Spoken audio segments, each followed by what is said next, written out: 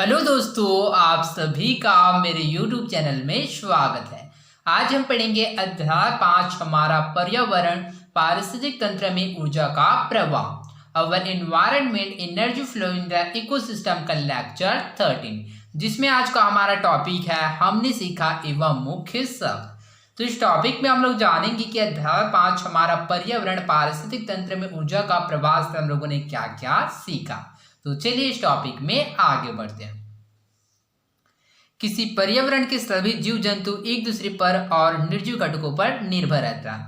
Okay, तो जैसा कि हम लोग जानते हैं कि जितनी भी क्या होता है, जो सजीव होता है, जितने भी जीव होता है वह निर्जीव घटकों पर भी निर्भर रहता है। जैसे कि पानी हो गया, हवा हो गया, मिट्टी हो गई, ये सभी क्या होता है, निर्जीव घटक होते हैं जो कि सभी सजीव के लिए जीवित रहने के लिए आवश्यक होता है। पारिस्थितिक तंत्र वातावरण के सभी जैविक और अजैविक घटकों के पूर्ण समन्वय से बनी व्यवस्था या तंत्र है। ओके, तो पारिस्थितिक तंत्र क्या होता है? तो पारिस्थितिक तंत्र वातावरण में उपस्थित सभी जैविक एवं अजैविक घटकों के पूर्ण समन्वय से बना एक व्यवस्था है।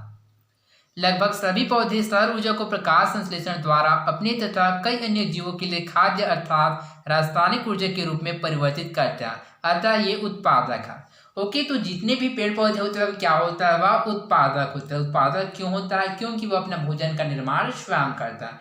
इसके साथ आप लोग याद रखेगा कि जितने भी पेड़ पौधे होते हैं क्या करता है, वह स्वपोषी होता है अर्थात तो अपने भोजन का निर्माण स्वयं करता है। ओके, तो जितने भी जो पेड़ पौधे होता है क्या करता है, वह प्रकाश संश्लेषण प्रक्रिया के द्वारा क्या करता है, अपने भोजन का निर्माण स्वयं करता है।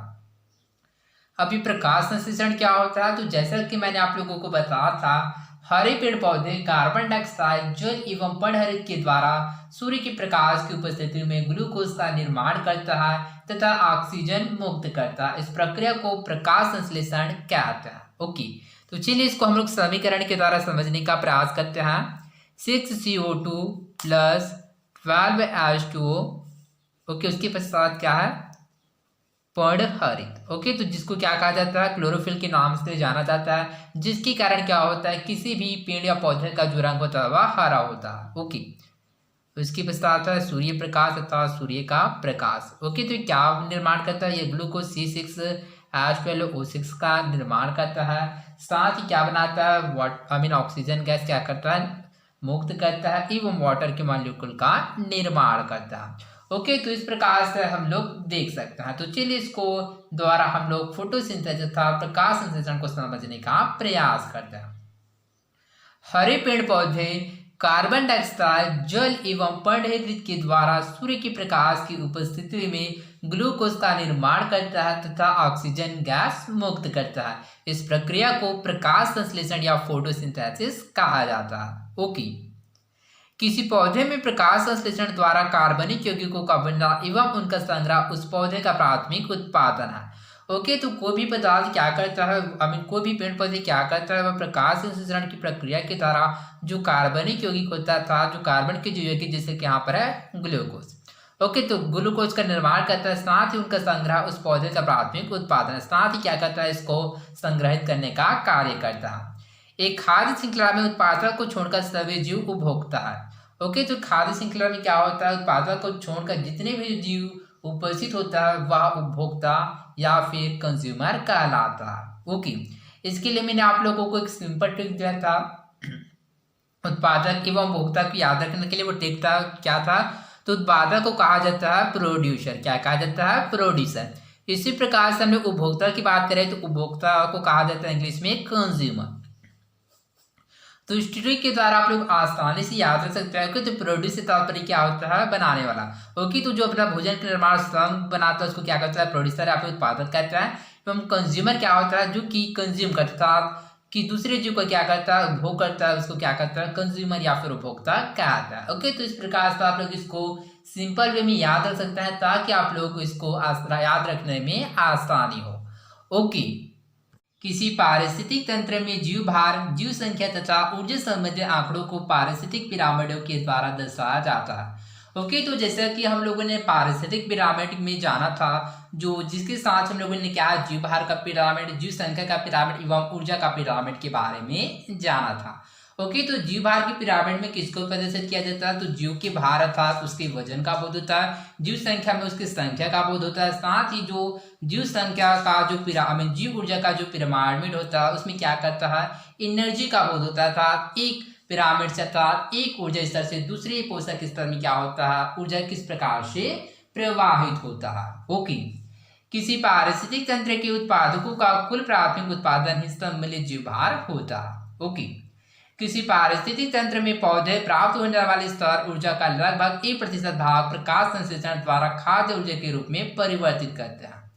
पौधों को खाने वाले प्राथमिक उपभोक्ताओं में खाए हुए भोजन का लगभग 10% ही जीव भार में बदलता है, अर्थात जिसमें ऊर्जा का जो प्रवाह कितना प्रतिशत होता है? तो वो 3% होता है। जैसे कि हम लोग जानते हैं कि जो उत्पादक क्या करता है, वो सबसे पहले अपने भोजन का निर्माण फोटोसिंथेसिस प्रकाश संश्लेषण की प्रक्रिया के द्वारा स्वयं करता है। ओके, उसके पश्चात जो उपभोक्ता होता है उसमें क्या होता है? प्रत्येक उपभोक्ता में क्या होता है? 3% से क्या होता है? ऊर्जा का प्रवाह होता है। ओके, जीवधारियों के शरीर निर्माण में काम आने वाले तत्वों का प्रकृति में चक्रीकरण होता रहता है। ओके, तो जैसे कि हमारे शरीर में या फिर किसी भी जीव जंतु के शरीर में क्या होता है?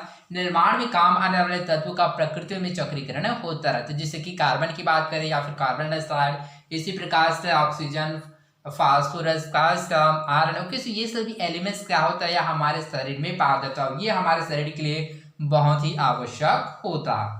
ओके, तो आई होप आप लोगों को समझ आ होगा। तो चलिए आगे बढ़ते हैं।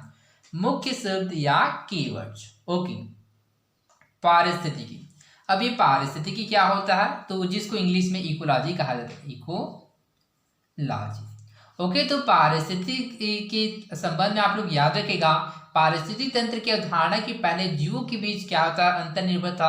जीव किस प्रकार से एक दूसरे से जुड़े होता है और पर्यावरण के साथ उनके संबंधों के वैज्ञानिक अध्ययन को पारिस्थितिकी या फिर इकोलॉजी कहा गया। ओके, तो पारिस्थितिक तंत्र से पहले क्या है? इकोलॉजी शब्द का अर्थात पारिस्थितिक का उपयोग किया जाता था। ओके, तो इसका मतलब होता है इको से तात्पर्य होता है, आप लोग याद रखिएगा, इको से तात्पर्य होता है घर और लोगों से। ओके, तो इको से तात्पर्य होता है घर और लोगों से तात्पर्य होता है अध्ययन। ओके, तो क्या है? ये इकोलॉजी एक यूनानी भाषा में जिसमें इको का अर्थ होता है घर एवं लोगोस का अर्थ होता है अध्ययन। तो इस प्रकार से हम ओवरऑल कह सकते हैं कि इकोलॉजी से तात्पर्य क्या होता है? प्रकृति को एक घर की व्यवस्था के रूप में समझाने के लिए इसका उपयोग किया गया था। और इसका उपयोग किसने किया? तो इसको आप याद रखेगा कि वैज्ञानिक अर्नेस्ट हैकेल ने 1866 में इकोलॉजी शब्द का प्रयोग प्रकृति को घर की व्यवस्था के रूप में समझाने के लिए उपयोग किया। ओके, पारिस्थितिक तंत्र। पारिस्थितिक तंत्र किसे कहते हैं? प्रकृति के घटकों में अंतर संबंध के कारण अपने आप संचालित एक व्यवस्था बन जाता है जिसे हम पारिस्थितिक तंत्र कहते हैं।